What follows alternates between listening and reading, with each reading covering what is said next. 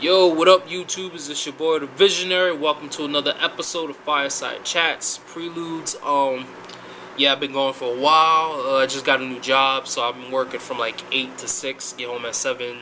So half the time I don't have enough time to do anything, and yeah, I'm working on like mad random project, not random, but I'm working on a novel or book or something I always wanted to write, and my business plan, I'm trying to redo it again. Yeah, so I'm like constantly busy. Half the time I don't have enough time to sit and do a video. But yeah, a lot of shit has been going on recently within the news. What the biggest shit that's happening right now is the economy. In terms of the SP credit debt rating of the United States dropped, and we're no longer AAA. We're now AA and a plus. At first I didn't know what all that was, and I didn't know what the S&P, and then I read up on it, and it's basically an organization that says, yo, this country's good, you know, in terms of debt. You know, you should buy securities and you know, T-bills and all that shit. And I get a lot of critics.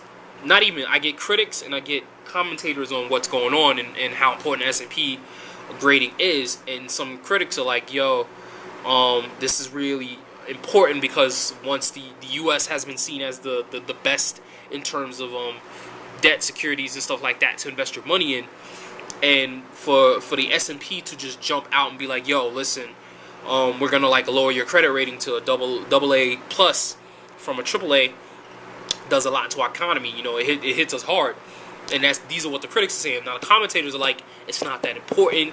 You know, the S&P shouldn't have done it in the first place, and second, nothing is really going to change. It's not that big of a deal. You know, it doesn't affect prices and this and that, so on and so forth. So don't pay no mind to it. Don't pay no attention to it. Me personally, I think we should pay attention to it just because of the fact that, you know, the economy itself, it's a conceptual thing. It's not a real physical thing. And it's filled with a whole bunch of like economic, financial tools and packages and stuff, which are ultimately conceptual in nature. You know what I'm saying? None of these things are real in terms of credit, interest. All of that shit is non-physical stuff. In fact, most of our economy runs on this. So, excuse me, I got something in my throat. So it's like you have to take heed to it, because once people's perception and confidence in something falters and wavers, they can easily be led astray, and therefore, you know, they can be led into fear and panic, and, you know, start doing stupid shit like pumping dumping their stocks. Like basically they buy a lot of good stocks, and then once it starts falling, they just dump it or something like that. You know, that's what's happening now. That's the reason why the Dow Jones and all that shit is dropping, is because people are trying to move their money from because there's three different markets. There's the money market, there's the stock market, the money market, and commodities market. The bond market, money market, stock market, and commodities market. These four different markets. A lot of people are moving from the bond market, and they're going into like the money market, and particularly like investing in gold and silver and shit like that. And the bond market and commodity market are the most, like, I would say the most robust parts of the economy in terms of you know, investing, in terms of other countries investing in us and us investing in other countries. And the Dow Jones in himself is built basically on that. So when people start going, you know what, I'm not trusting, you know, the American stocks, I'm not trusting American money, because the dollar bill is falling too against a lot of shit. It's falling hard against Japan's yen, and the Chinese whatever their money is, and Germany's money. So those are the three major ones: is Japan, China, and Germany's money. It's falling like hardcore to it. So it's like, okay, well, you know, you have to pay attention to that, because once people's confidence in belief in something like that wavers, they're gonna start jumping the boat. They're gonna be like, yo, whatever, I don't want this stock anymore, and they start pumping and dumping it and getting rid of it. So it is important when you hear an agency like that, the S&P, going, we're dropping your shit. You're not supposed to just brush that aside. You know, it's important. Moving on. What else I want to talk about? Oh, riots and looting in London. It seems like there's revolutions popping off all over the place. I forgot the name of the particular area in the UK, in London, but what happened was there was a guy who, a young dude who, I guess he was coming home from work, and he got into a confrontation with the cops. It wasn't anything big, but the cops killed them. So when the parents came around, the family was like, yo, we want to know the details of what happened. The cops like ramrodded them and they didn't get the information. So that sparked protest and marches, and then that turned into riots and looting and chaos all over there. Prime Minister, I forgot his name. What the hell is his name? I totally forgot his name. But anyway, Prime Minister just got called back from vacation. He comes home. He's like, yo, this law, this nothing more than, criminal acts. These guys are nothing more than criminals and thugs and robbers and all that stuff. They need to stop their actions. I will bring law and order and also BS. I'm going to put like 10,000 more police officers on the ground so we can stop all this. They'll get punished. The whole 9 yards. And critics and commentators on the situation again are like, all right, one side is basically, and for me it sounds like government puppets and people who bought into the fucking the whole slogan of what it is like to be over there as part of the government. But some people are like, they're nothing but thugs and criminals, and they're just using the opportunity to loot and pillage and steal and stuff like that. You know what I'm saying? And they grew up in a lawless order, and they're in like a underclass where they don't believe in the law and stuff like that. And then on the other side, and on the other side, basic commentation is, it's basically like, okay, well, and these are people who do a lot of work in the communities over there, community activists, civil activists and stuff like that, who work with people from that neighborhood or that town or whatever that particular city is. And they say, well, you have to understand that a lot of these teenagers feel disenfranchised, they feel disconnected and detached from society, and they feel alienated.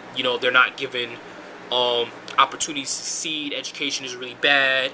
They don't see any job opportunities and prospects for the future in terms of running a business or being successful in London and UK.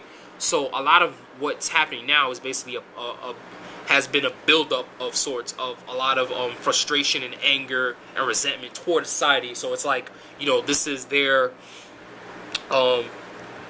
political expression of social dissent against whatever it is that's going on over there in terms of society.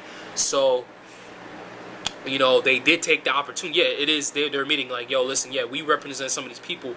We do agree that it is criminal behavior and it should stop. But you have to understand this is indicative of a deeper issue that we need to address. The reason why this happens is because we don't address the issues and we think shit is all handy dandy. And I agree with that. The commentators on what they were talking about in terms of that, because first off, they are in that area. They do community work and they're part of the churches and part of programs that are there to help the youth integrate in society, so on and so forth. And that's the reason why stuff like that happens in any place. It's because there's always this underlining current of discontent with the government and politics and society in general. And whenever you get a revolution or riots and stuff like that, it's because shit is not clean. Shit is not orderly in terms of how people present it to be. You know what I'm saying? Shit needs to change, and that's what's going on. Yeah, there could be a whole bunch of people who aren't suffering and going through real stuff, but I think a majority of them come from that place where it's just there's no answers to the problems that they have. There's no help for them, and this is their way of saying, yo, listen, we're not the silent majority. We will be heard. We're not powerless. Law and order is just BS. The only way you can promote law and order is if you get other fucking thugs to come with guns and clubs and shit like that to stop us, and that's what you're gonna have to do. But yeah, that issue over there is deeper than what they say it is, and I think we need to talk about that, because I think a lot of things that happen over there is indicative of some things that are happening over here under the surface. We tend not to address a lot of issues. Actually, we do. It's just we talk about it, we never actually do anything to try to address them. And just a year or 2 years ago, Sean Bell got killed. And then after him, another situation where another gentleman got killed, shot, and nothing like besides the regular small protests and walkout. That's it. Nothing past that really happened. You know what I'm saying? So I guess that over there, what's happening in London, that was their Sean Bell, and that was just enough for them to have. Good luck to all of them. I hope no one actually gets hurt, whether it's the regular citizens who are not participating in the riots, the kids and the teenagers who are, you know, revolting or doing whatever they need to do to be heard. You know, I hope they find a better, more civil, you know, platform to express their discontent with the government and so on and so forth. And, you know, I hope the police, you know, just hold things down and bring back order. Oh, well. Alright, that's it for now. That's it. Stay tuned for another episode of Fireside Chats. Probably gonna be up next week. That's it. Deuces.